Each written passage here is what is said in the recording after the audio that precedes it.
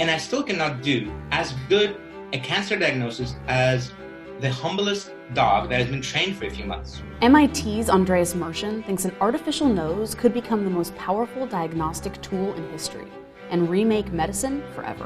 Which is why he's been working on building a machine that works as well as a dog's nose to create artificial olfaction or machine olfaction. That means putting a nose in your phone. After all, dogs can detect explosives with their noses and sniff out all sorts of medical conditions, from seizures to diabetes to cancers, with up to 98% accuracy in some cases. But when Mershin set out to make a robotic nose, he realized how little we even know about how smell works. What are the major benefits of my phone being able to smell me? Your phone already has an eye, it's called the camera, already has an ear, it's called the microphone. It needs to have a nose. Now, why does it need to have a nose? Why does your cell phone need to have a nose? It needs to have a nose to save your life. See this mole I have here? Yeah, it might turn melanoma tomorrow. I won't know, it won't change shape or color. My dog, if I had a dog trained to detect skin cancer, would tell immediately. Now, you wait 6 months and it might be a death sentence. Early diagnosis that the dogs can do routinely is the difference between life and death. If you have a diabetic child, you have to prick their finger every 2 hours while they're asleep.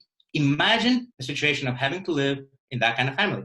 Your life is controlled by this disease. A dog can cure this by sleeping on a different floor than the baby. It will alert you minutes before there's a problem. If my phone smells me day in, day out, learns what my normal scent is, and alerts me to a medical condition so they can save my life, that is a good thing. I want the phone to do this. We're already carrying these things. We're already literally sleeping with these things. These things need to do more for us. So I read that dogs are 90% accurate if they've been trained at detecting things like prostate cancer. I was wondering if you could run through what else dogs can detect. So far, we haven't found something that they can't detect. Every cancer that has ever been tried to be detected by dogs has actually been detected successfully. Not every cancer has been tried. Everything else that we have tried properly, or even at all, I think, including malaria and Parkinson's, has worked. That doesn't mean the dogs are magical. It doesn't mean that there's no limit to what they can do. It's just that we haven't found the ceiling yet. Some of these dogs, when they are trained on one cancer, let's say bladder cancer, they will spontaneously recognize a different type of cancer that has no identical volatiles. No other system in the world does this. Nothing does this. What a good girl. Dogs are the earliest, least false positive, least false negatives, cheapest, fastest cancer detectors we have. It seems like the dogs are reading the molecules, the volatile molecules that come into their nose. They're reading them, but they're not reading just them. They're reading something written on top of them. It's like the molecules are the fonts, but the message is in the dog's mind to be able to interpret the font. The font. The font, yeah. The molecules are the font. The message, cancer, no cancer, bad cancer, good cancer, which the dogs can tell us, is not written on anything that has to do with the structure of each molecule. It is emerged by something that the dogs do as observers of this. Why are dogs so much better than us and better than computers currently at smelling disease? The facetious but 90% true answer is because the nose is closer to the ground. Here's why. Most of the odorants, the molecules that confer the sense of scent, are near surfaces. Leaves, soil, walls, etc. Having your nose close to the surface makes you more acutely aware of it, and it makes it more important to your universe. Dogs are very, very keen on reading their universe using their nose, almost as keen as we are reading our universe using our eyes. They see things in the ground that we don't see. If you look at where somebody has stepped with an infrared camera, if they're not wearing any shoes, you will see their steps left behind as heat. The dog sees the same image, only using his or her nose. They see where somebody has been by ingesting and processing this plume of odorants. What is the biggest challenge with artificial olfaction? The biggest challenge with artificial olfaction, I think, is still in the psychological realm. Is not longer in the technological realm. We have devices that can detect odorants to a lower concentration than the best known available biological nose can do. what we're trying to understand isn't how the dogs detect the odorants. We already know that. We've built a dog analog as far as the detection layer goes. What we haven't built is the dog's intelligence layer. How does a dog, upon training, realize what is what? How far away are we from having your artificial nose in a phone? I do not know the answer to how long until my device is in your phone. What will happen once it's in there is we will enter a whole new era of medicine. It's as simple as that. What can building an artificial nose tell us about how scent works?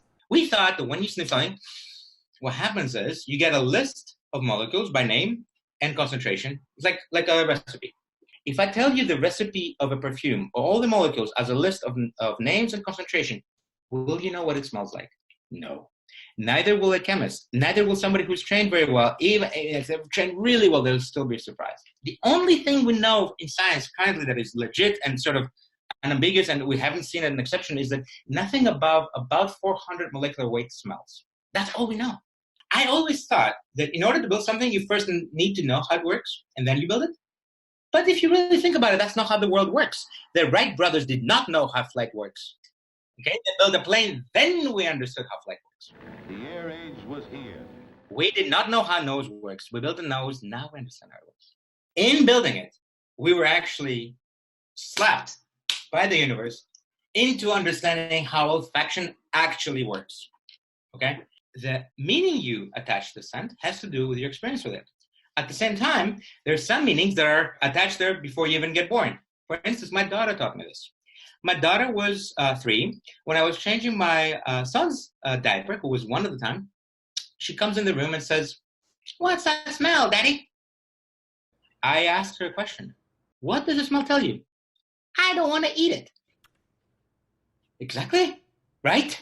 That smell tells you you don't want to eat that. Literally. I want our phones to smell us. If my phone smells me day in, day out, learns what my normal scent is, and alerts me to a medical condition so they can save my life, that is a good thing. When I'm pregnant, my sense of smell, because of hormones, is hyperactive, and I can smell so many different things. What does artificial olfaction tell us about subjective olfaction in biological beings? If you're pregnant, scent character changes. That's just an exaggerated instance of something that happens to all of us all the time. The olfactory palate of the human is about 30% variable from human to human. When you're pregnant, you're not more subjective. You're more, in a sense, objective. Your body tells you what you need and what you don't need by modulating your wants and desires from the olfactory spectrum. For instance, my wife, she is obsessed with coffee. And when she's pregnant, she hates coffee, which is insane because my wife will drink coffee at 3 a.m. But not when she's pregnant. Now, what does that mean? That means that your body's taking control over your perception. It's called perceptual engineering. Your body knows that there's something important going on that needs to engineer your perception towards different things. It makes you want and look at and pay attention to different things. And olfaction is a big way of doing this under the radar. You don't even know that it's happening. The amount of things that olfaction plugs into, as far as your behavior goes, is insane. Some people are blind to certain odors and same as to certain colors. You might perceive a sensation of odor, scent, that might or might not cause you to behave a certain way. Be averse, be attracted, say, I want to eat this, I don't want to eat this. Things like this, right? Similar to vision. You might see something you're attracted to, you might see something you want to run away from, right? Having a sense of smell, it can be also predictive of health, right? And losing your sense of smell, in some cases I've seen research, can be an indicator of dementia later on. Very much so. In fact, the most accurate predictor of Alzheimer's that we have currently, as far as I understand, is a decrement in the threshold of detection of certain odorants. How about this? If you have this, let's say, early onset Parkinson's, which is a documented case, you will start being less able to discriminate between, let's say, garlic and onion.